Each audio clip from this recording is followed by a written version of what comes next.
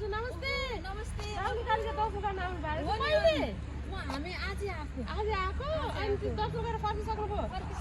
अनि कस्तो लाग्यो त?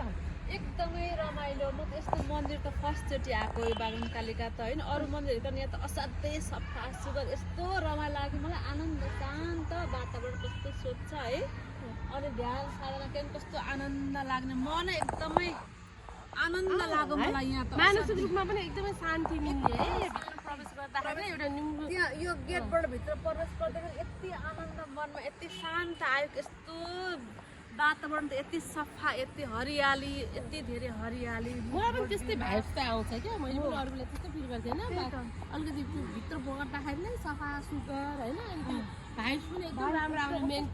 मेन्टली पनि यति छ। हामी त काठमाडौँबाट आएको कि धुवा धुलो बाट आएको, यहाँ त कस्तो आनन्द शान्त प्रकृति, यति स्वच्छ हावा, यति आनन्द आएको मलाई। त्यो त फर्स्टचोटि। अरूहरूलाई चाहिँ के भन्नुहुन्छ त? अरूहरूलाई पनि अब आस्था उहाँहरूको आफ्नो ठाउँमा छ होइन, तर म चाहिँ एकचोटि यहाँ आएर दर्शन गर्नु सबैजना भन्न चाहिँ हेर्न भयो नि आउनु हेर्न भयो नि। यो प्राकृतिक दृश्य, यो सफा सुग्घर होइन।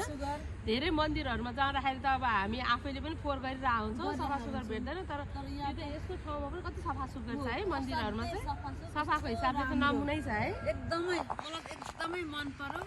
सबैजनाले एकचोटि चाहिँ आउनुहोस् भन्ने यो चाहन्छु। ध्यान होइन, साधना गर्न पनि साधना गर्न त असाध्यै, योग साधना ध्यानमा त असाध्यै एकदमै रमाइलो, एकदमै दिमागै शान्त आनन्द आउने ठाउँ रहेछ। फेरि पनि अवसर मिल्यो भने आउनुहुन्छ। आउँछु अहिले जाउँ है, ढिला पनि भइसक्यो। हवस्, त्यही त, धन्यवाद।